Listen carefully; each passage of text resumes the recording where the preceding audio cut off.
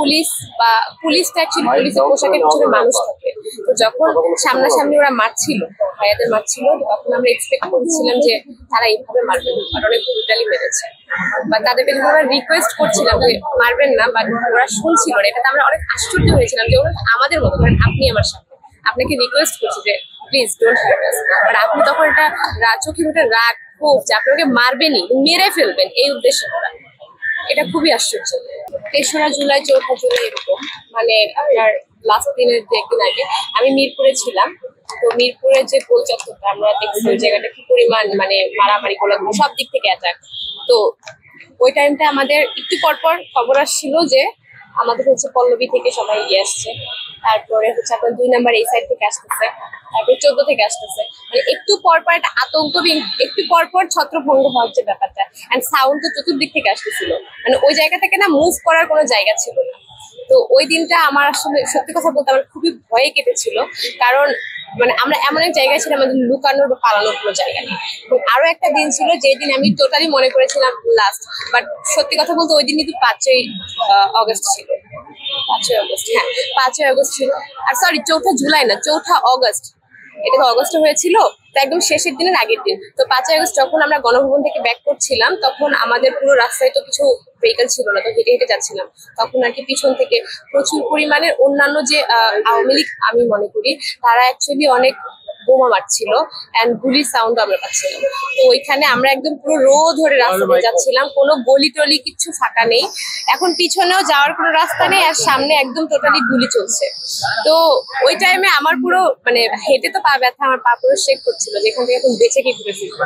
আর ওই টাইমে এখন বাসায় আমি ফোন করেছিলাম একবার, কি তারপর ফোন কেটে দিয়েছি, বাট লাকিলি আমি বাসায় পৌঁছেছিলাম অনেক গলি টলি দিয়ে। বাট ওই দিন আমার মনে হয়েছিল যে মেবি এখান থেকে বাসায় ফিরে আমার জন্য টাফ, ফিরতে পারবো কিনা। জুলাই আন্দোলনে আমি প্রত্যেকেরই অনেক ভূমিকা ছিল, বাট সকলকে সেভাবে মূল্যায়ন করা সম্ভব না, সকলকে তো মূল্যায়ন করা হয়নি, এটা আমরা সবাই দেখেছি। ইভেন টু বি অনেস্ট অনেকে এরকম ছিল যারা অ্যাকচুয়ালি ক্রেডিটের কথা বলবো না, বাট এক্সপেকটেশন তো থাকে, তারা নেই, তারা ব্যাক অফ করেছে। এটার কারণ হচ্ছে যে সবাই মিলে সবার যেটা দেওয়া উচিত ছিল সেটা তাদেরকে দেওয়া হয়নি। তো সামহাউ সবকিছু মিলে আপনি তো আমার কিছুই হয়নি, বাট স্টিল আমরা চেষ্টা করছি নেক্সট টাইম এই জিনিসটা না হয়। বলার কিছুই নেই, তাদের ক্রেডিট অ্যাকচুয়ালি আছেও, হয়তোবা 100% নেই, বাট সবাই ধরেন 20% করে দিয়ে এটাকে 100% করেছে। তো ডেফিনেটলি তাদের ক্রেডিট আছে, তারা নিতেই পারে, এটা নেওয়া উচিত। প্রত্যেকটা দল, প্রত্যেকটা সংগঠন সবাই নেমে এসেছিল। বাট কেউ যদি বলে যে আমরাই শুধুমাত্র করেছি, সেক্ষেত্রে আমাদের বিরোধিতা রয়েছে। আমরাই কেউ করে নাই, ইভেন আমরাও নিজেরাই সবকিছু করিনি, সকলেরই হেল্প রয়েছে, মানে সকলের সহযোগিতা রয়েছে। দেখা যায় যে শুধুমাত্র নারী পুরুষ তাই না, যারা কাজ করতো ওয়ার্কিং ওমেন বা ওয়ার্কিং যারা পুরুষ ছিল প্রত্যেকেই, প্লাস বিভিন্ন রাজনৈতিক দল বা অন্যান্য যে কোনো সংগঠন, আমরা প্রত্যেকের কাছেই সকলেই আমরা অনুরোধ করেছিলাম তারা যাতে আমাদের পাশে এসে দাঁড়ান। তো সেই জায়গা থেকে নারীরাও ঠিক তেমনই একটা অংশ ছিল, একটা বৃহৎ অংশ, যারা কিনা নিজেদের অনেকটা দিয়ে তারা এগিয়ে এসেছিলেন। এবং আমাদের ফ্যামিলির, আমার আম্মু বা মামুনি বা যেই বলি, আমাদের ফ্যামিলি যারা সিনিয়র মেয়েরা ছিলেন তারাও অনেক চলে এসেছিলেন। এটার কারণ হচ্ছে অনেকটা ইমোশনাল, অনেকটা দেখা যায় যে নিজের মেয়ে যখন রাস্তায় নেমে গেছে তখন তারা নেমে এসেছে যে আমাদের এখন নামতেই হবে। আর সবাই যখন চোখের সামনে দেখতে পেরেছে যে অন্যায়গুলো হচ্ছে বা এই যে পুলিশের যে অত্যাচারগুলো করছে, তখন আর কি সকলের মধ্যে এই জিনিসটা নাড়া দিয়েছে যে না, এখন আর বসে থাকা যাবে না। তো এই ক্ষেত্রে এভাবেই নারীদের অগ্রসরটা হয়েছে। আর অবশ্যই নারীদের সামনে আসা দরকার ছিল, এই মুহূর্তে না আসলে আন্দোলনটা এরকম রূপ নিত না। শুধু নারীরা, প্রত্যেকেরই আসলে সেম আমি মনে করি। সমতার কথা আমি বলবো না, বাট আমি মনে করি যারা যোগ্য, যে জায়গা থেকে যারা রয়েছেন, যদি তাদের মধ্যে পটেনশিয়াল থাকে তাদের এগিয়ে আসা উচিত। শুধুমাত্র সোশ্যাল ব্যারিয়ারের জন্য তারা যদি পিছিয়ে না থাকে।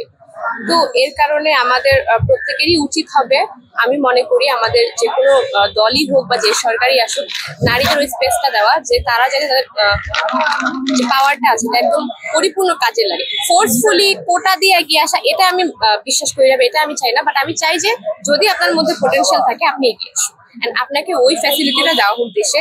এন্ড সব থেকে ইম্পর্টেন্ট, নারীদের সেফটি দেওয়া হোক। We don't feel safe here. আগামী বাংলাদেশ আগামী নির্বাচন, হ্যাঁ নির্বাচন হবে। আমরা আশা করছি একটি সুগঠিত সরকার প্যানেল আসবে, যারা আমাদের প্রত্যেকেরই যে আহাজারি রয়েছে বা যেই আমাদের প্রবলেমস রয়েছে সলভ করবে, আমাদের শুনবে, জানবে।